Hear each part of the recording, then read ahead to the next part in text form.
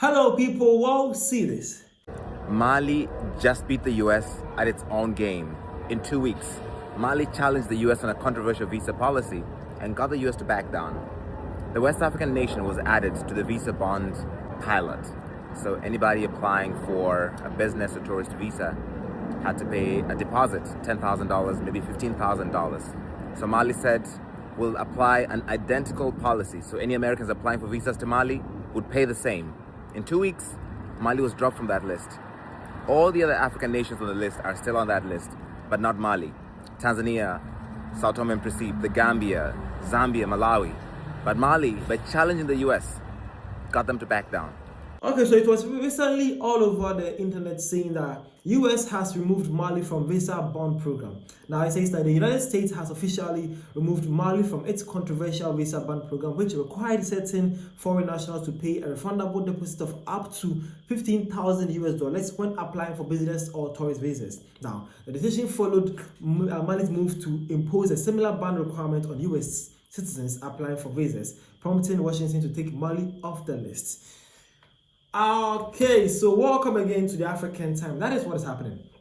You all got to see recently when US Donald Trump actually gave a visa restriction on some certain countries, not only from Africa but other part of Africa, the world as well, saying that these countries they overstay their visas and they are also one belief though they are also product practicing democracy, so we believe that these people are not welcome to USA. But if you happen to be part of the few people who are to be allowed to visit South Africa, the United States, you should make a deposit of around $150,000 or $15,000 in your visa deposit.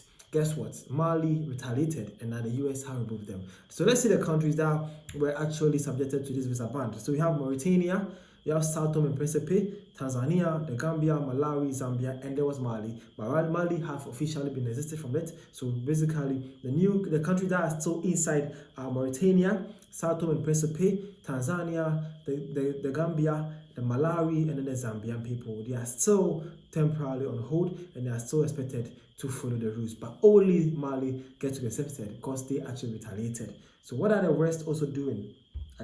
Or they don't want to visit the United States, or let's take it that maybe they don't actually fancy visiting the United States though. Maybe that's for sure. The worst part even that even if you were part of the whole bond issue, you are still required to enter United States through 3 entry points. And I say this, it says as a condition of the bond, all visa holders who have posted a visa bond must enter and exit the United States through the designated ports of entry listed below. Not doing this might lead to a denied entry or departure is not properly recorded. Now, so one is Boston Logan International Airport, John F. Kennedy International Airport, and Washington Dulles International Airport. So even though the countries, even if you are to deposit that $15,000, you also have only 3 entry points to enter into the USA, and also the same place you need to exit. But guess what? Mali have turned the table. How do you feel about this as an South African, and where do you stand with this whole bold initiative that Malians actually did? Well, see this African came and said Mali just showed the world that sovereignty isn't negotiable. This was a diplomatic checkmate. Mali reminded Washington that respect goes both ways. Reciprocates is a language that West rarely expect Africa to speak. Alright, again, Mali said this should be a lesson to Africa. We really underrate ourselves and don't know how much they needed us as well. For every policy they put against Africa, reciprocate it. Alright, that's an African right there. Again, the Kenyan came and said, you receive what you give. Match the energies, no one should be better than the other.